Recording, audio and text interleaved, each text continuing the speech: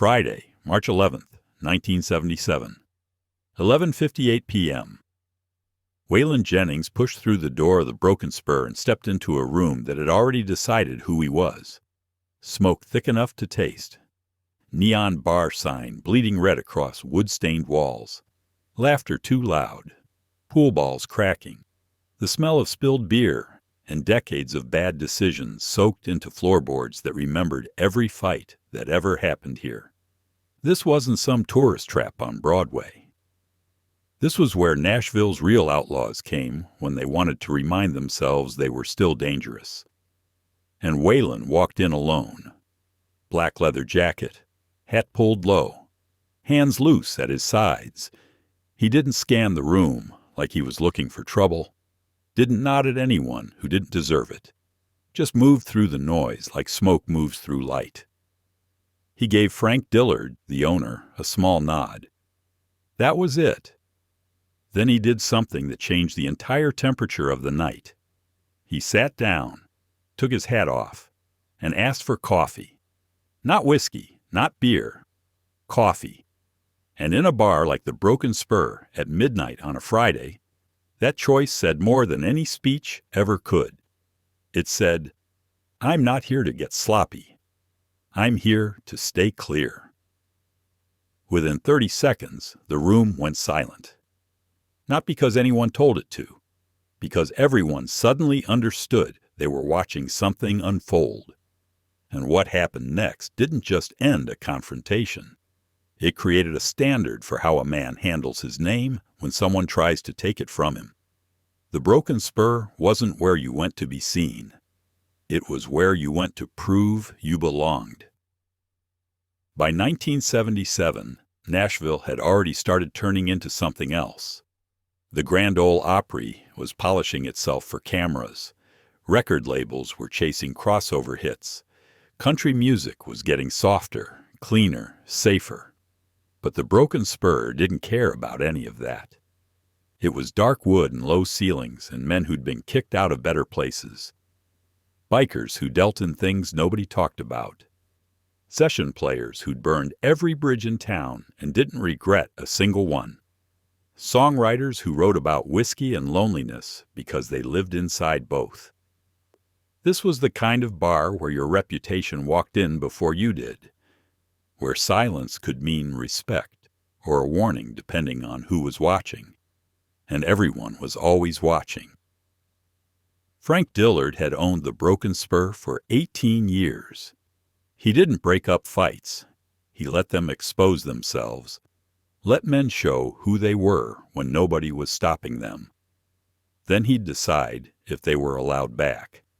The bar had one unwritten law. You earn your seat.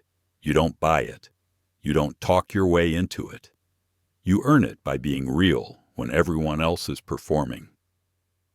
Waylon Jennings had earned his seat years ago. By 1977, Waylon had already told every system in Nashville to go to hell.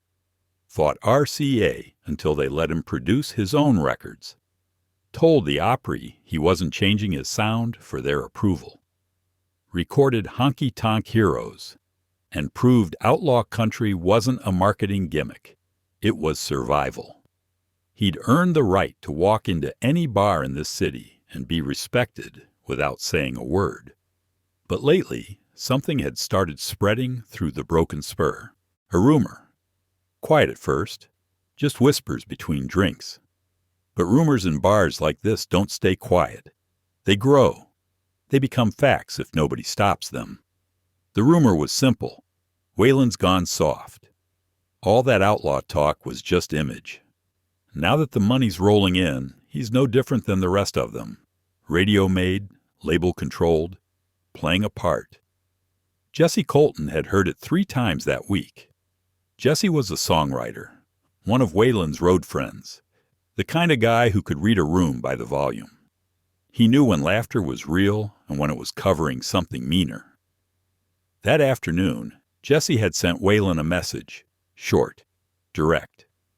You might want to show face, because in places like the Broken Spur, silence can look like agreement.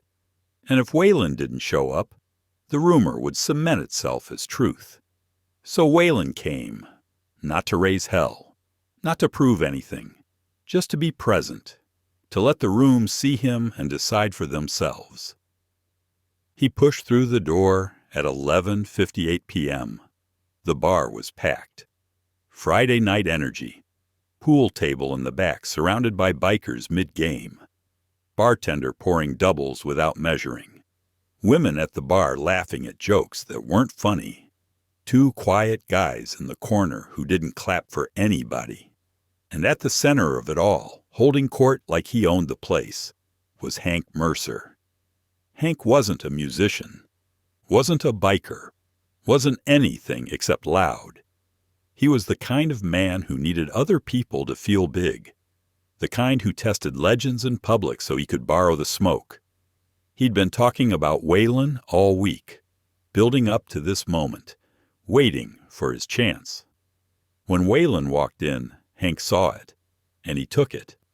Waylon hadn't even made it to the bar when Hank's voice cut through the noise. Well, look who showed up. Not friendly, not welcoming, just loud enough to make the room turn. Waylon didn't react, just kept walking, calm, grounded. Jesse was already sitting at the bar, half turned on his stool. He caught Waylon's eye for a second, a silent check-in. "You good?"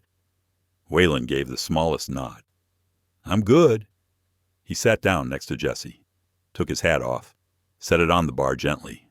No slam, no statement, just respect for the space. Then he looked at the bartender and said, "Quiet. Coffee." The bartender blinked. "Coffee?" "Yeah." The room felt it before anyone understood it. Hank Mercer felt it too. Because ordering coffee at midnight in a bar like this wasn't just a drink choice, it was a decision. It said, "I'm not here to get drunk. I'm not here to get messy. I'm here to stay sharp." And that scared Hank more than any threat could have. Because if Waylon stayed clear, Hank couldn't bait him into looking stupid. The bartender poured the coffee, slid it across the bar. Waylon wrapped his hands around the cup. Didn't drink yet, just held it. Warm, steady. The pool game in the back had stopped. Ball still sitting on felt, nobody moving. The jukebox clicked between songs and the silence stretched. Frank Dillard stopped wiping the bar. He was watching now. Not worried, just curious. Waiting to see what kind of man Waylon was when someone tried to take his name. Lila Hart, the late shift waitress, was standing near the back with an empty tray. She hadn't moved, because she knew the truth nobody wanted to say out loud. If this turned ugly, she'd be the one blamed for it. She always was. Hank Mercer couldn't let the silence win. He laughed. Too loud. Forced. "Coffee. That's funny." His voice carried across the room. "Guess the outlaw thing stops when the checks start rolling in, huh?" A few nervous chuckles from the pool table. Testing the water. Waylon didn't turn. Didn't respond. Just took a slow sip of his coffee. Hank leaned forward, emboldened by the silence. "I'm just saying, man. You used to be real. Now you're just another Nashville suit pretending to be dangerous." The chuckles stopped. Because everyone in that bar knew what Hank was doing. He was trying to drag Waylon down so he could stand on him. Trying to turn someone else's reputation into his own moment. Jesse's hand tightened around his beer. Not aggressive, just ready. Frank crossed his arms. Still watching. The two quiet guys in the corner shifted slightly, not moving toward anything, just paying attention. Waylon set his coffee down, slow, controlled. Then he turned on his stool. Not fast, not dramatic, just present. And he looked at Hank Mercer for the first time. Not angry, not amused, just there. The room held its breath. Waylon's voice came out quiet, almost conversational. "You done talking? Are you still nervous?" 7 words, no insult, no threat, no performance. Just a question that cut through everything Hank had built. Hank's smile faltered. "Nervous? Man, I'm just—" "You're trying to make yourself taller," Waylon said, still calm. "By making me smaller. I get it. But it doesn't work that way." The room was silent now. Completely. No glasses clinking. No boots scraping. Even the hum of the neon seemed quieter. Hank shifted his weight. His crew, 3 guys who'd been laughing with him earlier, went still. Because they all saw it now. Waylon wasn't playing the game. He wasn't getting loud or defensive or angry. He was just clear. And clarity is dangerous. Hank tried again, voice a little shakier now. "Look, all I'm saying is, a man's name don't get cleaner by getting louder." Waylon said it like he was stating a fact. Not an opinion, not a dig. Just something true. Hank opened his mouth, closed it, opened it again. Nothing came out, because Waylon had just given him something no one expected. An exit, a way to stop talking without being crushed. A chance to walk away with some dignity still intact.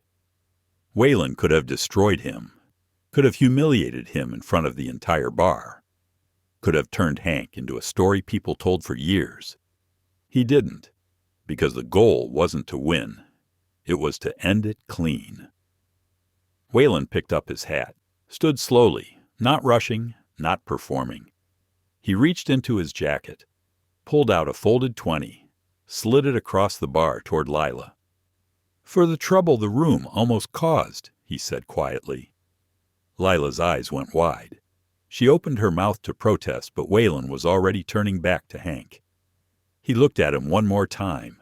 Not angry, not smug, just honest. "You got your moment. Don't waste the rest of your night." Then he walked toward the door. Jesse stood, followed him without a word. Frank Dillard nodded once. Respect. The bikers at the pool table stayed still. Hank Mercer stood frozen. Not because he was scared, because he didn't know what to do with mercy.